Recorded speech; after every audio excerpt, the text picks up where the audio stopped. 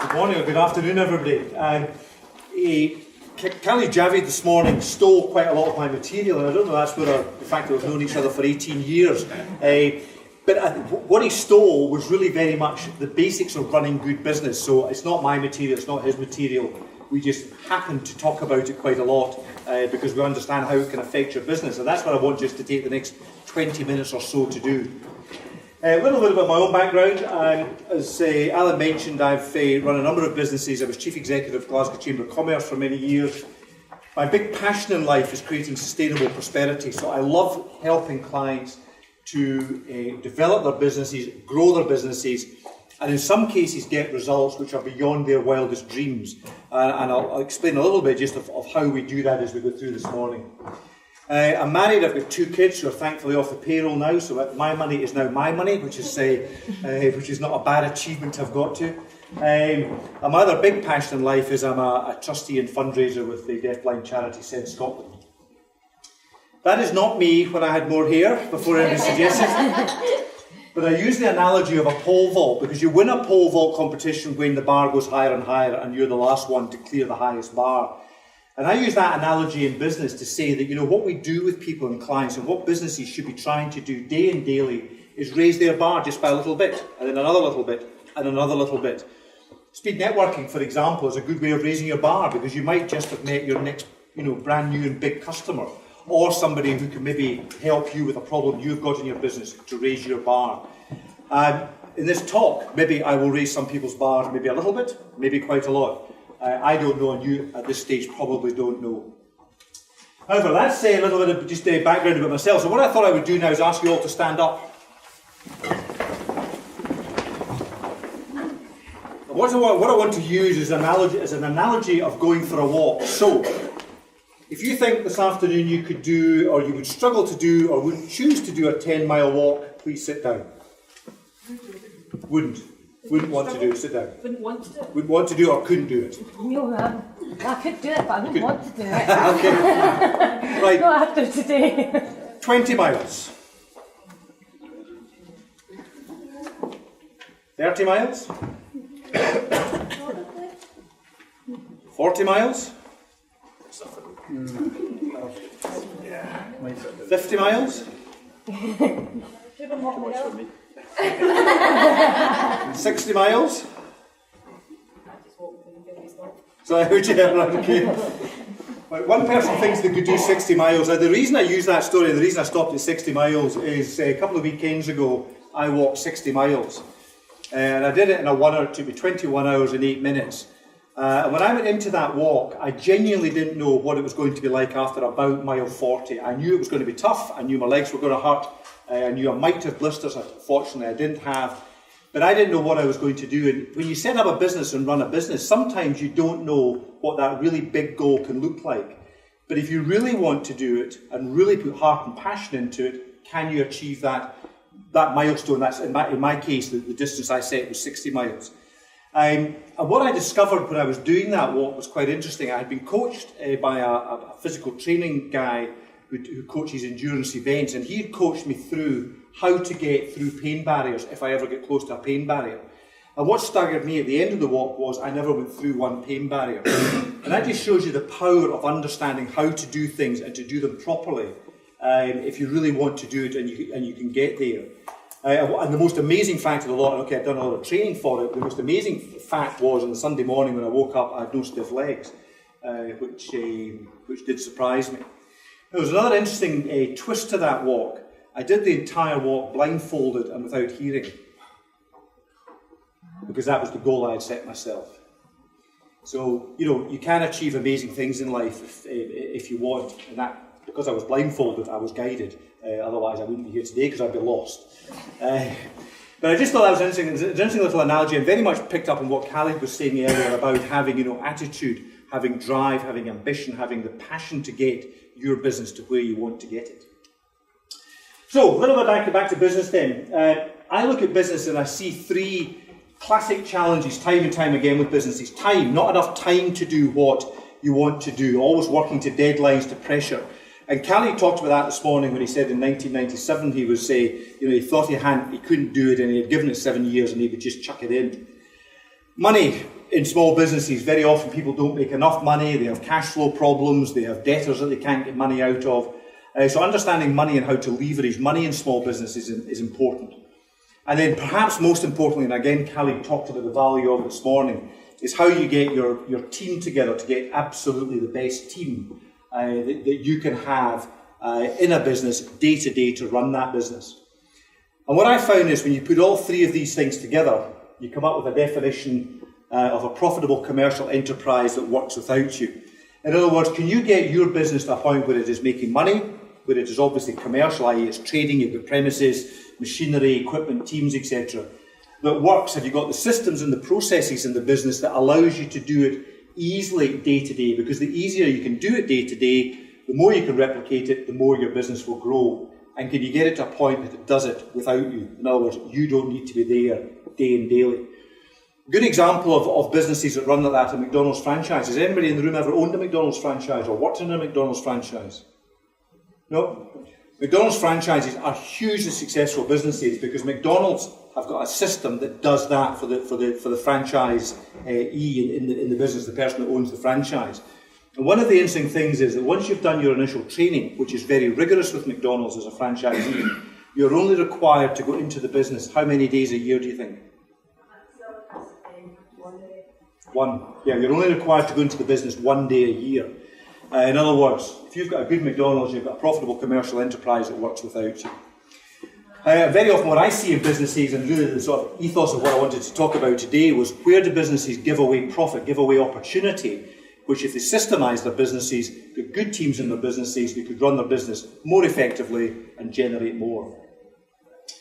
So we use a model called Profit Builder, which looks at leads, the definition of a lead being somebody who knows you exist, who has a need for your product or service, and is within a geography that generally can access your company or business to buy the product. Conversion rate, how many leads can you convert into customers and how do you do that? And that gives you your number of customers. Your customers will then buy from you throughout, let's say, a 12-month period over a year. How often can you get them to buy from you will determine part of your turnover. And how much will they spend on average when they buy from you? Can you get that average value sale increased? And when you multiply customers times number of purchases times average value sales, that gives you your sales value or your turnover value in your business. And then you take out your profit margin and that gives you your gross profit. In other words, the amount of money that you've got to pay the overheads in the business and hopefully leave something in it for yourself at the end of the day. So if you put in numbers like that, the interesting thing is to say, right, what can you do with these numbers to make them grow and make the business bigger and better? And if I said to you, of these things that are up on the slide there, which do you want more of? What do you want more of? Customers. Customers? Profit. Profit? Better conversion ratio. Better conversion ratio? Margin. Possibly. Yeah. The interesting thing is all of the above is, because what I asked you is a trick question, I'm sorry, but all of the above, I can't get you that, or that. But what businesses that really are successful in getting to the bottom line, to a high gross profit, what they do is drive the bits that are in black. So what do you do to get more leads into your business? How do you improve the conversion through your sales team, through your salespeople, to get more customers out of that relationship with the lead? How do you get them to buy more often from you, spend more when they buy, and how do you manage your margin? And if you look at these 5 areas, if you can really manage these 5 areas, then you can start to drive an ever-growing bottom line profit. So if I was to say to you that it's reasonable to look at increasing these 5 areas in black by 10% per annum, in other words, you get 10% more leads, 10% improvement in conversion rate, your numbers would start to look like that. In other words, 2,000 leads would go to 2,200, your conversion rate would go from 30 up to 33%, and so on. But the interesting thing is that when you multiply these 5 factors together, you get the compounding effect of multiplying that down through to the bottom line. And that's what we do with a lot of our clients to help them grow and develop businesses. So get them to understand which bits of the business they're not handling well. Conversion rate is one of my favourite ones because it's one of the ones that is arguably easiest to drive up and improve, and it's one of the areas where businesses tend to have a real blind spot about. We're working with a business recently where roughly 90% of their business comes in through the telephone. In other words, we've got them to track all their phone calls, who was on the phone, why they were phoning, and it was about 90% of their business came in through the phone. The other 10% would be people who dropped by maybe just to pick up an ongoing order or some such. But what was very quickly apparent in that business was that they had never ever trained their people in how to answer the phone and how to handle a phone call. And when we then started to track and measure their conversion rate, surprise, surprise, it was quite low. So what we're working on in the business is saying how can they improve their sales skills at the point of taking a phone call to encourage more people to stay on the phone for longer, to give over more information so as they can give over more help and advice and ultimately professionally help the person to buy. And that's just working in one area. And if you do the math behind that growth, that is a 21% increase at that level, a 46% increase there, and a 61% increase in the bottom line. And it doesn't matter what your business is, or what your numbers are currently, if you can measure them. When you do that, if you increase them by 10%, it has to come out at a 61% increase in profit on the bottom line. And I suppose the real question is, how much would that be worth in your business? So if you could do that and understand that in your business, how could you grow your business? And what sort of differences could you make in your business by just driving these 5 areas of growth in the business? Business a business we're working with just now. Business is in its 3rd year since it was started up. Year 1, the business did 158,000 of turnover. Last year it did just under 650,000 of turnover, and this year it will do 1.2 million. And that's a small business, 2 guys running it. They've made a lot of mistakes along the road, but we've worked with them predominantly on that model just to drive their sales and marketing results for that business, and they're growing extremely rapidly. And if you extrapolate their numbers forward, in 5 years' time, they will have a multi-million-pound business, and their game plan is to sell it potentially. And the 2 guys, one will be about 35 and one will be just under 40 at that time. So that's not a bad result for maybe 5 to 8 years of work.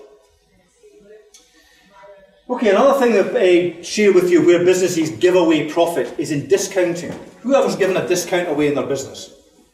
Yeah? Somebody says, that's too expensive, or well, I'll take 10% off the price. One of the things that businesses regularly fail to understand or understand the consequences of in giving discount is that when you give a discount, you're giving away money. And in the example I've shown here, if you have a business where you're selling something at £100 with £60 of cost of sale, you've got a 40% margin. If you give away 10% on that price, what happens is you now sell it for £90, but your margin reduces to £30. And what you've done effectively is give away how much in real terms with a 10% discount? 25%. Yeah, you're giving away 25% of your profit. But more alarming than that, if you decided, well, I could run my business like this, but I'll choose to run my business like that, how many more customers would you need to make the same profit? Yeah, you need a third more profit. So 40% gross margin, 10% discount is a 25% reduction in profit, or you need a third more customers. So for every 3 customers you have, you need a 4th one, just to make the same money as you would here. And by comparison, and I haven't done the maths for it, but just to let you see that if you increase your prices by 10%, you'd have a £50 profit at £110, and by definition, you could have fewer customers and still make the same money. So which route would you rather be, the middle column or the right-hand column? Yeah, right-hand column. And again, surprising the number of businesses that have never stopped and sat down and looked at those numbers to understand them. And when I work with businesses to help them understand and see that, it can make a huge difference in their profitability. Example of a case study business that we worked with, reasonable sized business, 1.5 million turnover. Business was struggling to make profit. They had modern facilities, they had all the things that you would say that looks like a well-run business. But the reality when you looked at the numbers was it was not a well-run business. They didn't understand the numbers, they were getting far too much away, and they were losing opportunities at literally every corner. every corner of the turn. We worked with the business for 9 months. We got their turnover up 8% and their their profit before the directors took money out up by 78% in 9 months. And the guys kept saying to me, how is that possible? Where has all that money come from? But we did it just by working through some of these profit giveaways that previously they had been seduced into allowing themselves to do. Okay, just to put up there just one or two testimonials of some of the clients we've worked with, just to show that it does work and does work in practice. Now, the exciting thing for Business 50 people is that our business has teamed up with Business 50 to promote a number of our programmes to Business 50 members. And indeed, we'll be speaking shortly at one of the just help me. Skillshare, thank you, I've got my mental blank there. One of the Skillshare events when we'll go into this in a little bit more detail. Basically what we've got to offer and help SME businesses to grow and develop is a 3-day programme. We do a session with the clients before the programme, and then we do 3 days of work with them over a 3-month period to help them understand their own business, understand their numbers, understand what they have to do to drive their team performance, etc., in the business. And we finish up by giving them, or they developing for themselves, a plan to go forward with. And we then stand behind that and hold hands and support the business into the future as they get hiccups with that, or they say, you know, remember you told me about that, but how do I do it? So that we get them to achieve sustainable prosperity, which is my passion. Investment costs for that typically are look like that. And interestingly, we back it with a full money back guarantee. And basically, our guarantee says that if after 3 months of working with us, you have not had value out of the programme, we give you your money back. In other words, we stand behind what we say we do. Alan mentioned our e-learning system. It's a 12-month programme. We package it up in 3 different packages: gold, silver and bronze. Bronze is simply the e-learning system. You use the system on your own, self-directed as you work your way through it. The gold or the gold plus either have a half day or a full day workshop once a quarter to help you implement the learning, understand the learning more and drive more results out for yourselves. You also get access to things like a weekly webinar where you can go on and listen to or contribute to discussions around business topics to grow and drive your business forward. And you're looking again at these sorts of investment costs, and again fully backed by our guarantee if you feel you have not had value out of it. Okay, Carrie this morning had his quotes and things that drove him. I thought I would share a couple of quotes with you. My author James Rohn saying, "Never wish your life were easier, just wish that you were better." So can you do things to improve your skills and your understanding of your business? Because if you can, you'll probably find your business will grow and develop. And in a similar vein, work harder on yourself than you do on your job.